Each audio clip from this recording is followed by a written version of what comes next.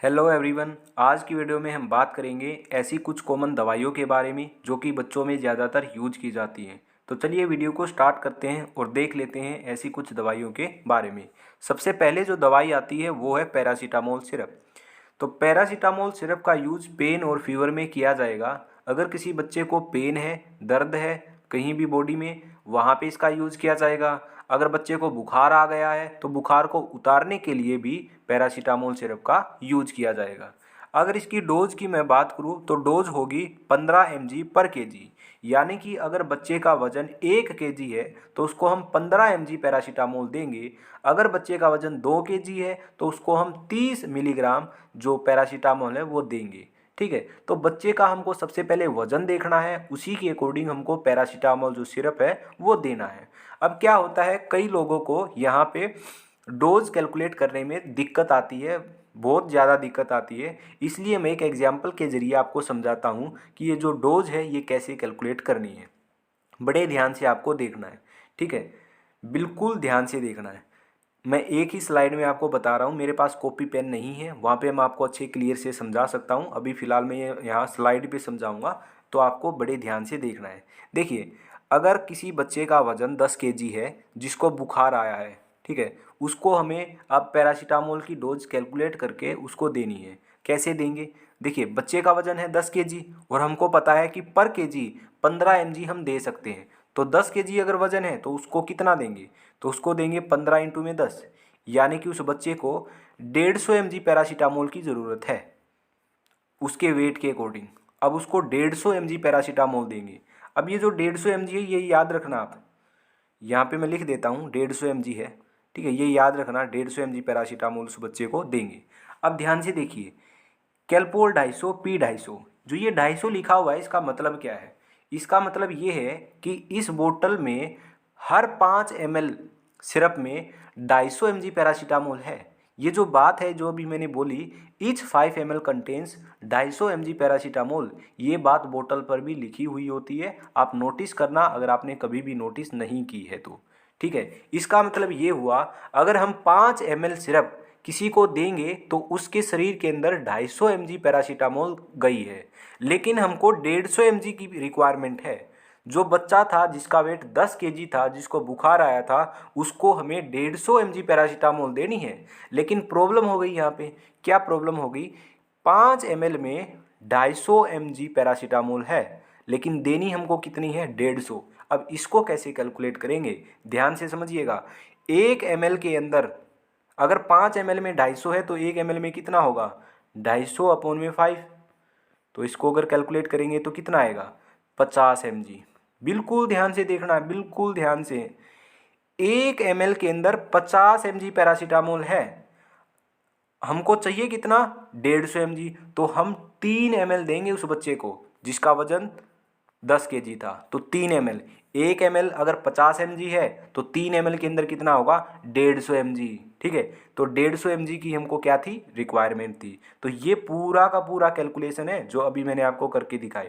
तो जिस बच्चे का वजन 10 किलो है तो उसको हम 3 ml क्या देंगे? पैरासीटामोल सिरप देंगे। तो 3 ml के अंदर कितना है?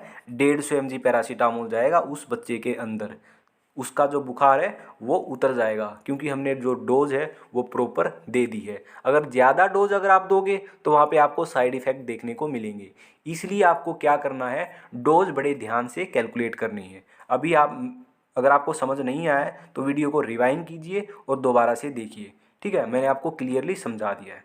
ओके, तो ये पूरी कहानी थी पैरासीटामोल की कैलकुलेशन की। तो आपको डोज याद होनी चाहिए कि किस दवाई की कितनी डोज होगी। तो एक छोटा सा एग्जांपल मैंने यहाँ पे पैरासीटामोल का लिया है, ठीक है। इसी के अकॉर्डिंग आपको हर दवाई की डोज याद रखनी है।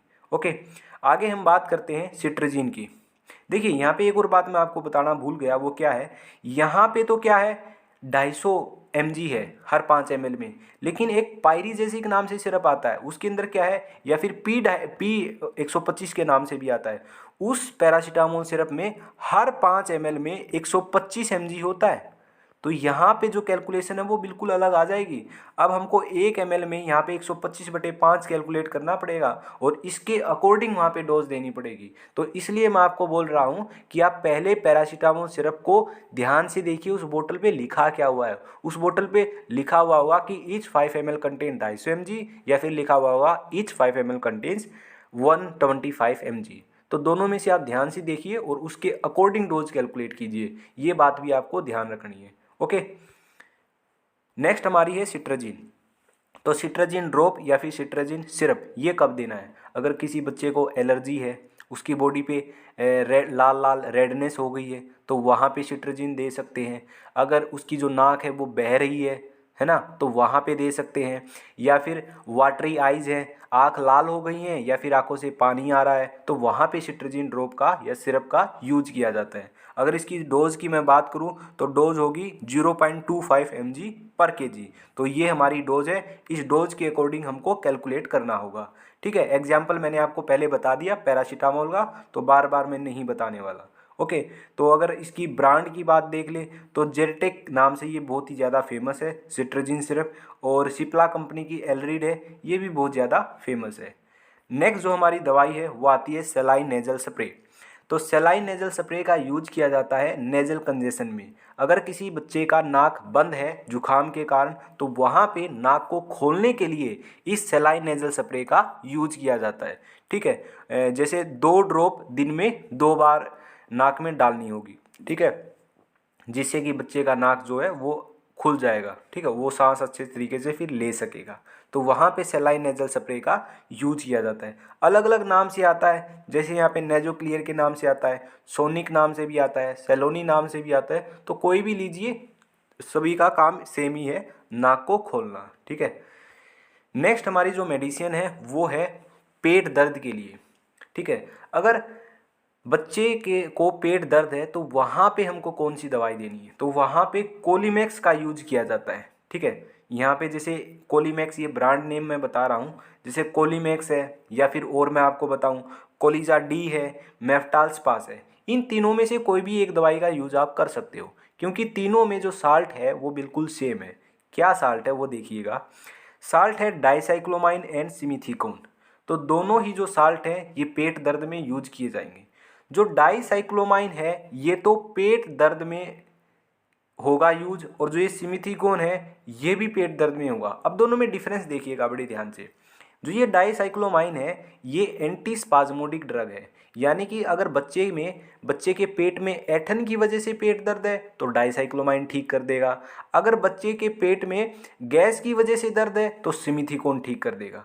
तो डाइसाइक्लोमाइन एक एंटी स्पाज्मोडिक ड्रग है, और जो सिमिथीकोन है ये गैस फॉर्मेशन को ठीक करती है, होने नहीं देती है।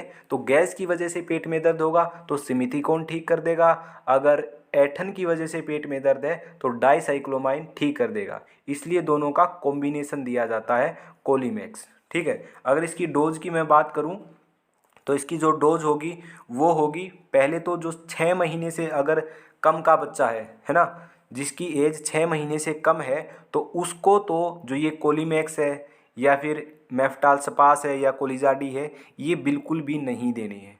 ठीक है, आप डॉक्टर से मिलिए और वहाँ पे आप कंसल्ट कीजिए। तो 6 महीने से बच्चे में 6 महीने से कम अगर कोई बच्चा है तो उसको ये दवाई बिल्कुल भी नहीं देनी है। अगर 6 महीने से 2 साल तक के बीच का बच्चा है तो उसको 2.5 ml दे सकते हैं। ठीक है, अगर 2 साल से 12 साल तक के बीच का बच्चा है तो उसको 5 ml ये दिया जा सकता है। ठीक है, तो ये हमारी बात हो गई डोज की।